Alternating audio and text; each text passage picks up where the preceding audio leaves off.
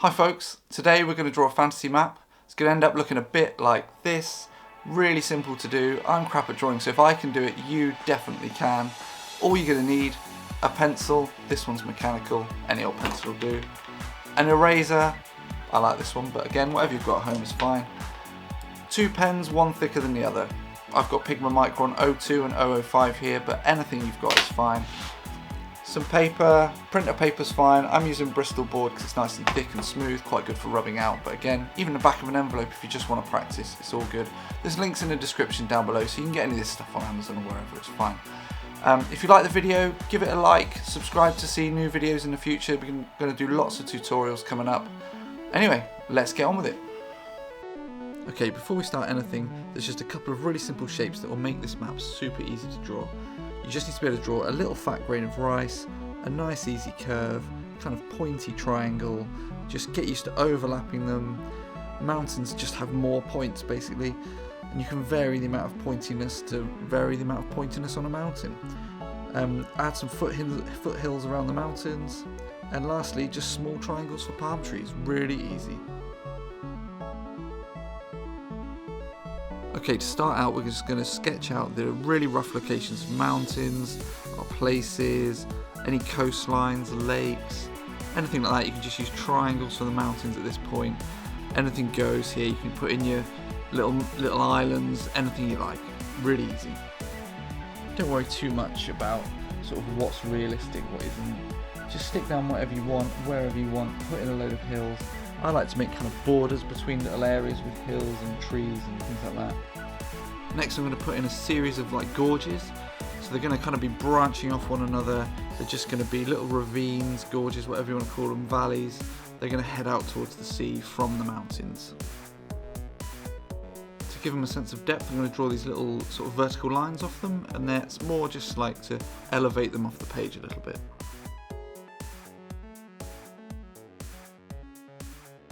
Adding a few more hills and mountains and sort of branching off the mountain paths and things like that. Nice and easy, keep it really rough. Give it a go drawing a little sea monster if you want. This one's super easy, it's just based on like an S shape, and then you just add another little curve and some eyes. Really simple. Finally, I like to add just a couple more like islands and things like that, sort of land masses that we can connect to that might be important later on in your campaign.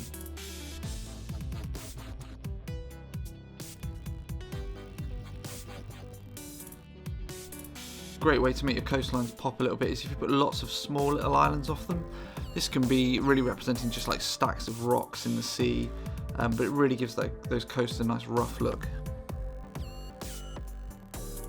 Finally, you can work into your coastline a bit, adding a few more kind of curves and ins and outs and spiky bits and all that, just to give it a bit more feeling of being alive. Finally, I'm going to put in a few little icebergs. They're kind of like a floating sea of ice. They're just like triangles in 3 dimensions, so you draw a triangle and then just draw a third line to connect them, really easy.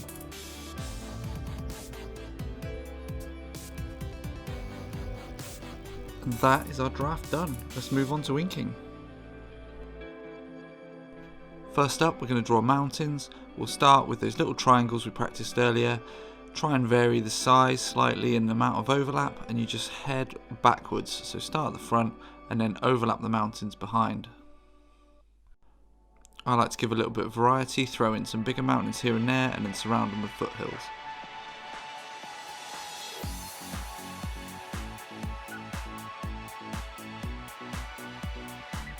And there we go, a whole map full of mountains, dead easy.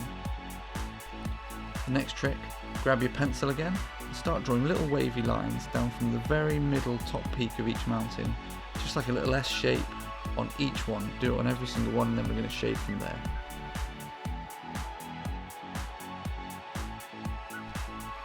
So on the right hand side of every single mountain, with your thinner pen, you're going to draw 5 or 6 little lines coming down, sort of following the contour of the mountain, and you're going to keep these lines always on the right of that pencil line.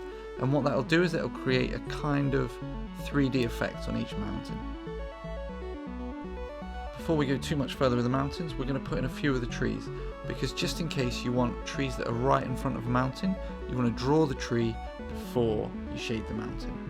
So to draw our trees, we're just going to draw lots of little grains of fat rice, just like we talked about at the start. These little small round shapes, and you're going to overlap one or two of them at a time. These will form our forests. You don't need to draw a whole forest, all trees together. You can if you want, but this way is a hell of a lot quicker.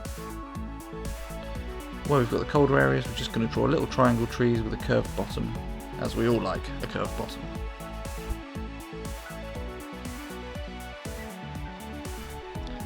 On every single tree we're going to give it a shadow. Now the shadow is going to start just to the left of the tree base and then extend out to the right. So with either pen, probably better off with the thicker one, just draw that little shadow on every single tree. And the angle you choose dictates where the sun's coming from. So in this example, the sun would be on the left. Once you're happy with the location of all your trees, get back to shading the mountains.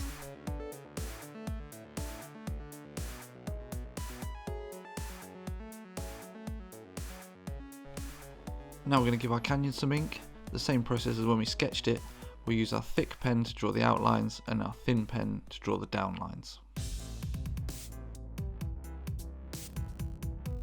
Try to draw the downlines slightly curved out from the edge the way it's facing. So if you've got an edge that points out to the right, curve the little line out to the right and vice versa. Next we're going to flick away some little lines with our thin pen off the main ridge line.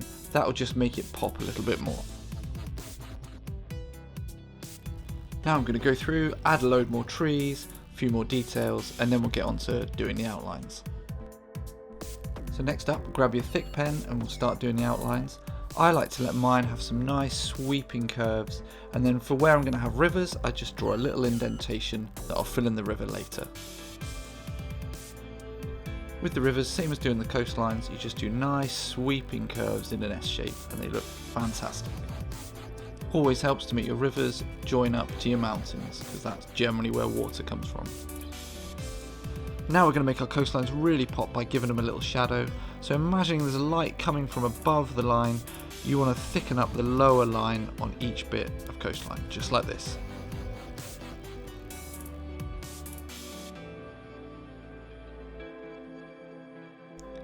Now we'll just go through adding a few more rivers, trees, any little details we want to add before we get ready for the next step, which is rubbing out. For capital cities, we're going to draw these little castles. I'm not going to go into it here because it will take too long to explain. It's a subject for another video.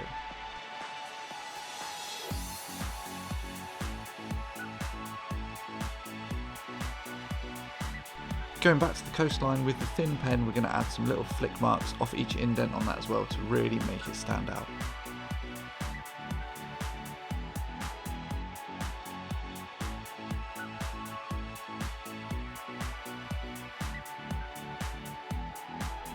Cactuses, or cacti, make a really great feature in sort of barren areas. So you just draw a little vertical line and a little sort of cup inside it and then give it a shadow, job done, they look great. For marshes, just draw these little sprouts of grass, add some horizontal lines and bang, it's done.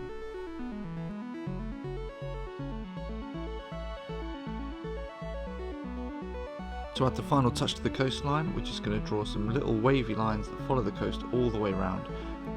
Then we finish it off by just adding a second row all the way around the outside. Add any final details, and then we're going to just draw little circles to mark the locations of towns and villages. Use dotted lines to draw roads, and you are almost done. The very last step is to write in the place names. Now if you have Photoshop or something else, you can do this digitally. I always do it because my handwriting is terrible. But otherwise, write them in and you are done. Okay, thanks for sticking around to the end. I really enjoyed drawing this, I hope you did too. I hope you can see how easy some of these techniques are. As soon as you get down drawing a few of those simple shapes, the whole map just comes alive, and then all the rest is just accenting, adding a bit of shadow here and there, and it's job done. Don't forget to like and subscribe if you enjoyed this video. There'll be more tutorials coming really soon. I'm really excited to bring loads more content to this channel. I'll put a link in the description for my direct scan version and the Photoshop version, which you should be seeing in the background at the moment. Alright, that's it from me. I'll see you again soon.